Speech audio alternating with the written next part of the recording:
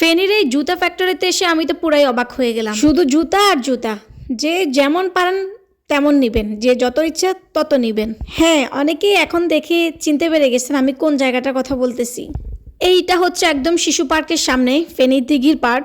দিঘির পাড়ে তো এমনিতে শীতের জামা কাপড়, ঘরের যাবতীয় সব কিছুই এই দিঘির পাড়ে বিক্রি হয়, তার উপরে আজকে জুতা ফ্যাক্টরি।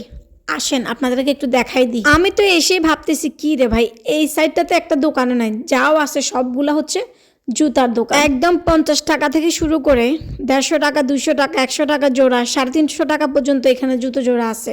এখন ঠিক টাইমটা হচ্ছে একদম মাগরিবের 2-1 মিনিট, এখন আজান দেয় নাই, বাট একটু যেতে যেতে আজানটা দিয়ে দিছে।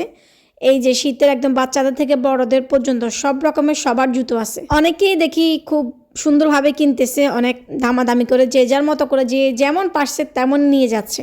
তারপর সন্ধ্যা নামতে নামতে দেখি যে না, এখানে তো মনে হচ্ছিল যে উপচে পড়া ভিড়, এত এত মানুষ, পুরো দিঘির পাড়টা জুড়ে অনেক মানুষ। ভাইয়াদের জুতাগুলো কিন্তু বেশ ভালো, ভাইয়ারাও দেখলাম যে অনেকে কিনতেছে। এই যে এই জুতাগুলো বলতেছিল যে 150 টাকা, 200 টাকা, 120 টাকা, মানে 300 টাকা, 350 টাকা এরকম পর্যন্ত জুতো। অনেকেই ভাবে যে ফেনী দিঘির পাড়ের জিনিস কি আসলে ভালো, অনেকেই কিন্তু খারাপ ভাবে, আসলে কিন্তু তা না।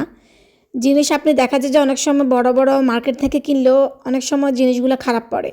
হ্যাঁ, তবে এইরকম ফুটপাত থেকে কিনলে অনেক সময় জিনিসগুলো কিন্তু ভালো পড়ে যায়।